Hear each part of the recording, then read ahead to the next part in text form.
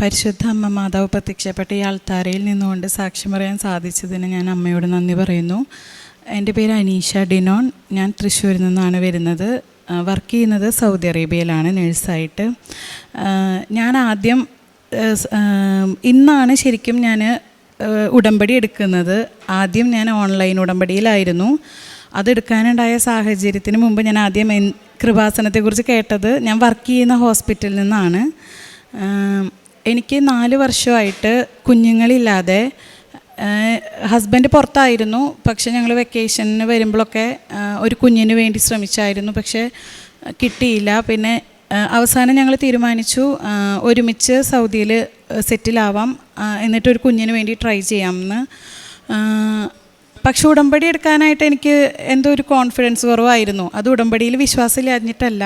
അങ്ങനെ ഇവിടെ വന്ന് പ്രാർത്ഥിച്ച് ഞങ്ങൾ ഒരുമിച്ച് നിന്ന് തുടങ്ങി. 2 മാസത്തിൻ്റെ ഉള്ളിൽ ഒരു ട്രീറ്റ്മെൻറ്റും ഇല്ലാണ്ട് ഞാൻ ഉടമ്പടി എടുക്കാൻ കാരണം ഉണ്ടായത്, എൻ്റെ ഹസ്ബൻഡ് സൗദിയിൽ ഒരു 8 years ആയിട്ട് ഒരു വർക്കിംഗ് സൂപ്പർവൈസറായിട്ട് ജോലി ചെയ്യുമായിരുന്നു. ബാക്കി ഹസ്ബൻഡ് പറയും. പ്രത്യക്ഷീകരണത്തിൻ്റെ സാക്ഷിയാക്കി മാറ്റിയതിന് അമ്മ മാതാവിന് നന്ദി. എൻ്റെ പേര് ഡിനോൺ. ഞാൻ തൃശ്ശൂർ ജില്ലയിൽ നിന്ന് വരുന്നു. ഞാൻ കറൻ്റ്ലി സൗദി അറേബ്യയിലാണ് വർക്ക് ചെയ്തുകൊണ്ടിരിക്കുന്നത്. ഒരു 8 കൊല്ലമായിട്ട് വർക്ക് ചെയ്യേണ്ടായിരുന്നു കമ്പനിയിൽ.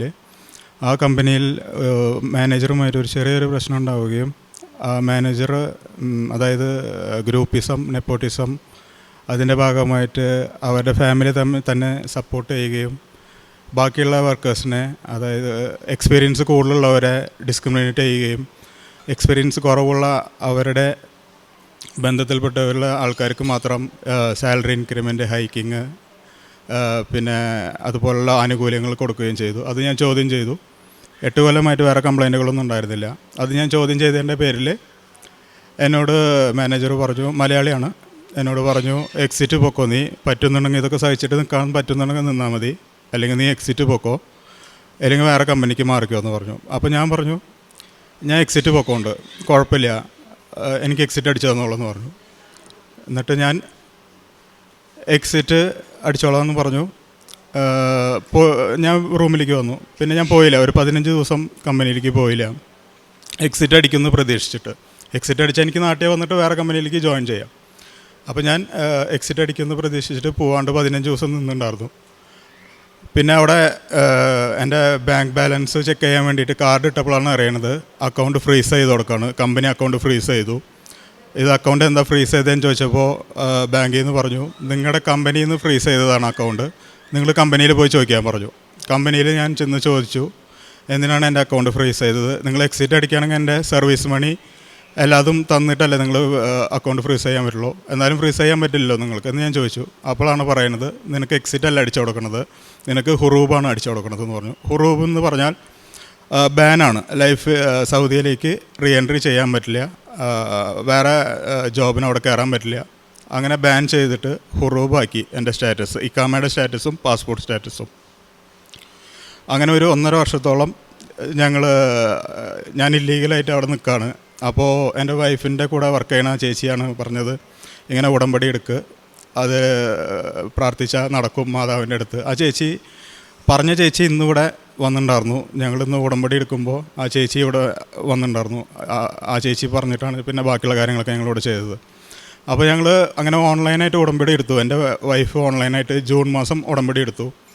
ഞാൻ ഉടമ്പടി എടുത്തിട്ടുണ്ടായിരുന്നില്ലേ ഓൺലൈനിലായിട്ട്. ഞാൻ പറഞ്ഞു, എനിക്ക് എൻ്റെ തിങ്കിങ് എന്താണെന്ന് വെച്ചാൽ, നമ്മുടെ അമ്മയാണ്, അമ്മയോട് നമ്മൾ ഉടമ്പടിയിലൂടെ കാര്യങ്ങളങ്ങനെ പറയേണ്ട കാര്യമില്ല. ഇപ്പോൾ എനിക്ക് എന്തെങ്കിലും ആവശ്യമുണ്ടെങ്കിൽ ഞാൻ എൻ്റെ അമ്മയോട് ഡയറക്റ്റായിട്ട് പറയാം, അപ്പോൾ അമ്മ അത് സാധിച്ചു തരാം. അങ്ങനെയാണ്. ഞാൻ ഒരു വിശ്വാസമുള്ള ആളായിരുന്നു ചെറുപ്പം തൊട്ടിട്ട്.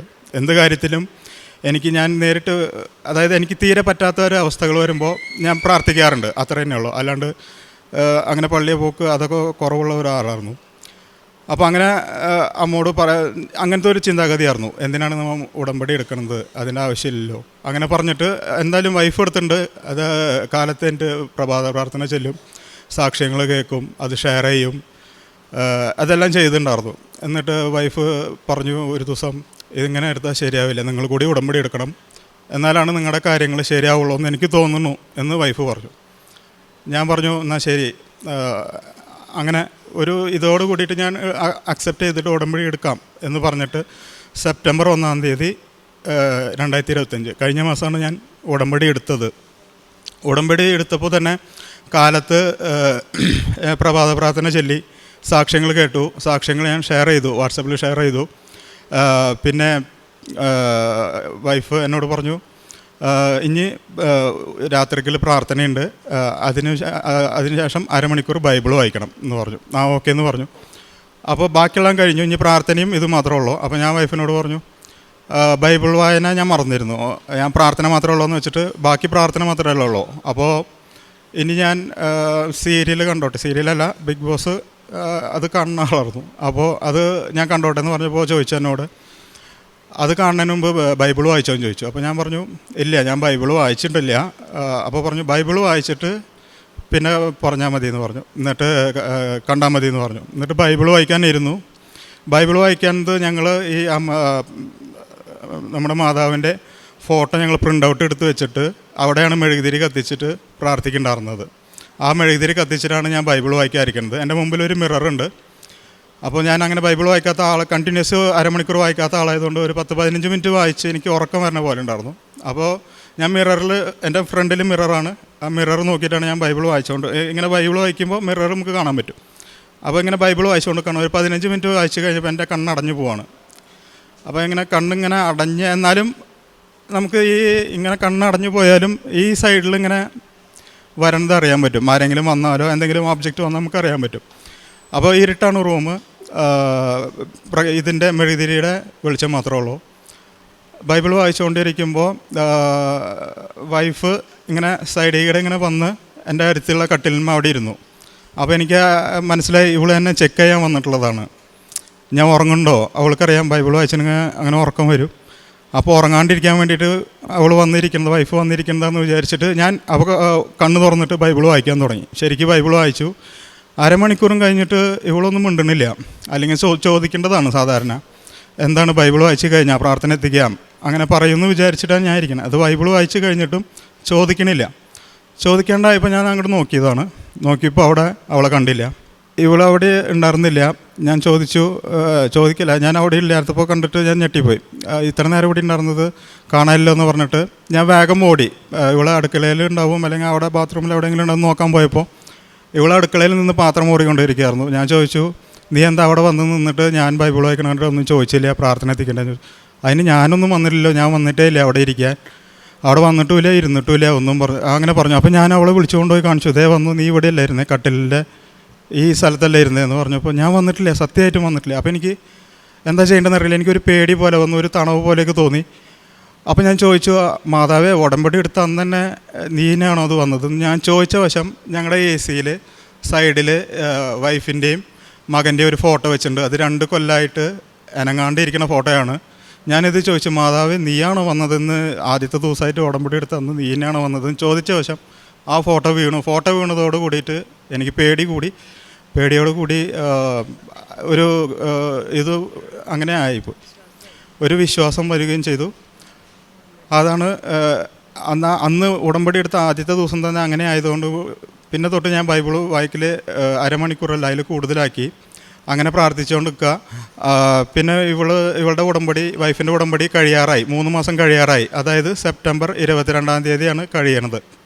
അപ്പോൾ സെപ്റ്റംബർ 16-ാം തീയതി ഇവൾ പറയണം എന്നോട് 22-ാം തീയതി ഞാൻ എൻ്റെ ഉടമ്പടി അവസാനിക്കുകയാണ്. അപ്പോൾ ഞാൻ പറഞ്ഞു, നീ ടെൻഷൻ അടിക്കണ്ട, ഈ പ്രപഞ്ചത്തെ സൃഷ്ടിക്കാനും നശിപ്പിക്കാനും ഒരു സെക്കൻഡ് പോലും ആവശ്യമില്ലാത്ത അവർക്ക് എല്ലാം സാധ്യമാണ്. ഈ നിയമങ്ങൾ മാറ്റാനും മറയ്ക്കാനൊക്കെ അവർക്ക് പറ്റും, നീ പേടിക്കേണ്ടെന്ന് പറഞ്ഞു. 16-ാം തീയതി 18-ാം തീയതി കാലത്ത് ഒരു മെസ്സേജ് വരാണ്.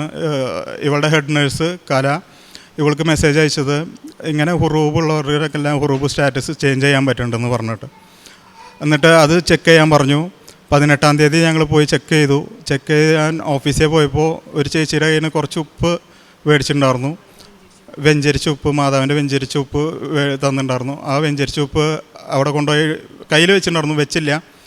എന്നിട്ട് ഞാൻ ചോദിച്ചപ്പോൾ ആ സൗദിയായിരുന്നു. സൗദി പറഞ്ഞു, ഇപ്പോൾ കാലത്തോട്ട് ഫയലൊന്നും ഓപ്പൺ ആവണില്ല, നിങ്ങൾ വെയിറ്റ് ചെക്ക് ചെയ്യാം എന്ന് പറഞ്ഞു. അപ്പോൾ അത് പറഞ്ഞു കഴിഞ്ഞപ്പോൾ എനിക്ക് ആകെ ഡിപ്രഷനായി.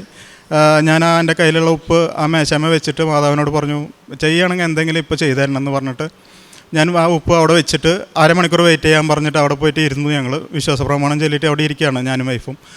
അരമണിക്കൂറായില്ല, അതിനു മുമ്പ് വിളിച്ചു, സൗദി വിളിച്ചിട്ട് ഡിനോൺ ആക്സസ് ആവുന്നുണ്ട്, നിങ്ങളുടെ അക്കൗണ്ട് ചേഞ്ച് ചെയ്യാൻ പറ്റും, 80% ഇപ്പോൾ ചേഞ്ച് ചെയ്തു, ഇനി 20% കൂടി ചേഞ്ച് ചെയ്യുള്ളൂ, 20% ചേഞ്ച് ചെയ്യണമെന്നുണ്ടെങ്കിൽ നിങ്ങൾക്കൊരു സ്പോൺസറിന് കിട്ടണം, ഇമ്മീഡിയറ്റ് സ്പോൺസർ എന്ന് പറഞ്ഞു.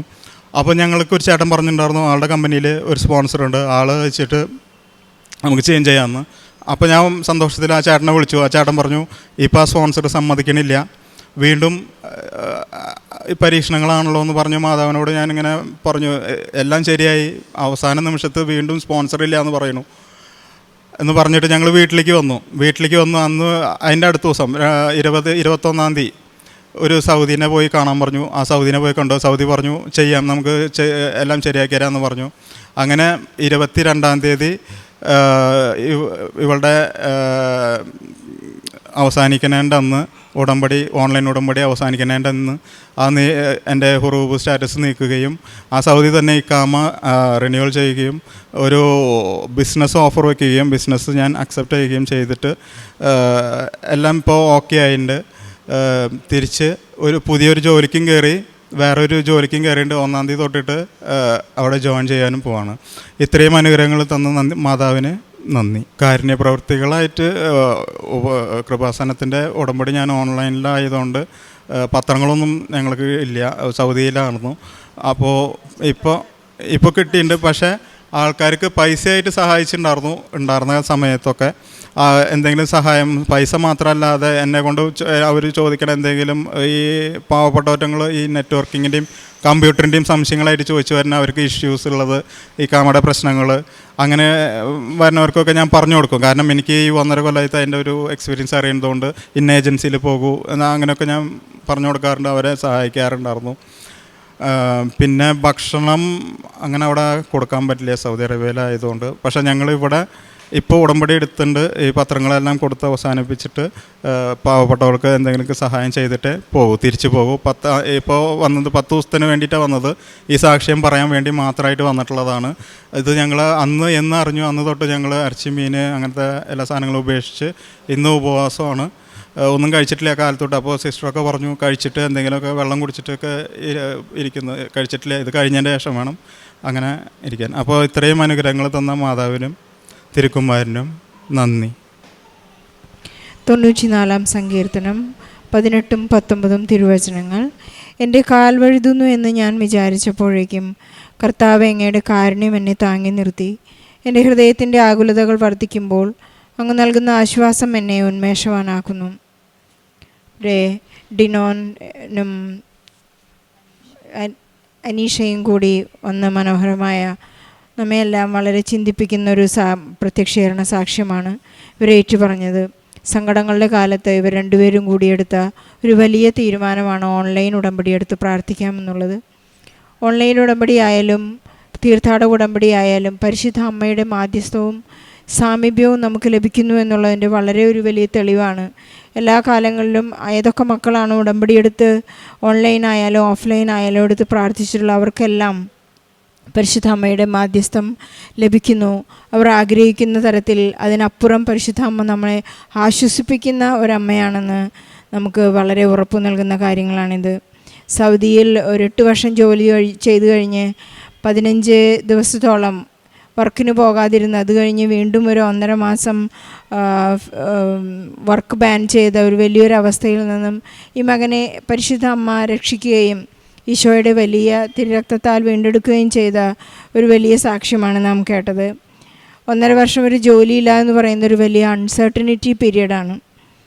അവർ 1-ാം തീയതി സെപ്റ്റംബർ 1-ന് ഓൺലൈൻ ഉടമ്പടി എടുത്ത് 22-ാം തീയതിയാണ് 10:30 മണിക്ക് പരിശുദ്ധ അമ്മയുടെ സാമീപ്യം നൽകി വളരെ പെട്ടെന്ന് അവർക്ക് സ്പോൺസറെ കിട്ടുകയും അവർക്ക് വർക്ക് ബാൻ നീക്കം ചെയ്യുകയും അവർക്ക് വീണ്ടും സൗദിയിൽ നല്ലൊരു ജോലിയിൽ പ്രവേശിക്കാനൊക്കെയുള്ള വലിയ സാധ്യതകളുണ്ടായത്. നമ്മൾ എവിടെയായിരുന്നാലും ഉടമ്പടി എന്ന് പറയുന്നത് ഒരു വലിയ സാധ്യതയാണ്. ഉടമ്പടി എന്ന് പറയുന്നത് ഓരോരുത്തർക്കും ഇന്ന് ഓരോ തങ്ങളുടെ തന്നെ നിർവചനങ്ങളാണ്. പരിശുദ്ധ അമ്മയോട് ഈശോയോടും വളരെ വിശ്വസ്തരായിരിക്കാം. പരിശുദ്ധ അമ്മ നമ്മുടെ അടുത്ത് വന്നിരുന്ന ഡിനോൻ്റെ അടുത്ത് വന്നിരുന്ന ഒരു വലിയ സാക്ഷ്യമായിരുന്നു അത്. എനിക്ക് വളരെ ആശങ്കയും അതുപോലെ തന്നെ വളരെ എക്സൈറ്റ്മെൻറ്റും തോന്നിയ ഒരു അനുഭവം. കാരണം എൻ്റെ അടുത്ത് വന്നിരുന്ന വ്യക്തിയെ പെട്ടെന്ന് കാണാനില്ല എന്നൊക്കെ പറയുന്നത് പരിശുദ്ധ അമ്മ തന്നെയാണ്. ഒരുപാട് ടൈപ്പ് ഓഫ് പ്രസൻസ് നമുക്കിന്ന് കേൾക്കാനായിട്ട് സാധിക്കും. നാം എപ്പോഴെല്ലാം ഉടമ്പടി സാക്ഷ്യത്തിന് റെഡിയാകുന്നു, ഞാൻ പ്രത്യക്ഷീകരണ സാക്ഷിയാകാമെന്ന് നാം ഒരു പ്രാവശ്യം മനസ്സിൽ ഉരുവിടുന്നതിന് മുൻപ് തന്നെ നമ്മളുടെ കാര്യങ്ങളെല്ലാം സാധിക്കുന്നു. നാം ഓൺലൈൻ ഉടമ്പടി എടുത്ത് ഓഫ്ലൈൻ ഉടമ്പടി എടുക്കുമ്പോൾ തന്നെ നമ്മൾ അവിടെ എല്ലാ കാര്യങ്ങളും അവസാനിക്കുന്നില്ല. നാം പുതിയതായി നിത്യതയിലേക്ക് പ്രവേശിക്കാനുള്ള നമ്മുടെ പ്രയാണം തുടങ്ങുകയാണ്. അനീഷയ്ക്കും ഡിനോനും അവരുടെ ജീവിത പ്രതിസന്ധിയിൽ പരിശുദ്ധമ്മ നൽകിയ എല്ലാ അനുഗ്രഹങ്ങൾക്കും ഈശോയ്ക്കും പരിശുദ്ധ അമ്മയ്ക്കും നല്ലൊരു കയ്യടി നൽകി സാക്ഷ്യം നമുക്ക് സമർപ്പിക്കാം. അത്യപൂർവ ദൈവാനുഭവങ്ങൾ ഇനി നിങ്ങൾക്കും സ്വന്തം. ഈ യൂട്യൂബ് ചാനൽ ഇതുവരെ സബ്സ്ക്രൈബ് ചെയ്തിട്ടില്ലെങ്കിൽ ഇപ്പോൾ തന്നെ സബ്സ്ക്രൈബ് ചെയ്യുക. ഈ വീഡിയോ ഇപ്പോൾ തന്നെ നിങ്ങളുടെ സുഹൃത്തുക്കൾക്ക് ഷെയർ ചെയ്തുകൊണ്ട് കർത്താവിൻ്റെ പ്രേക്ഷിതരാകുക.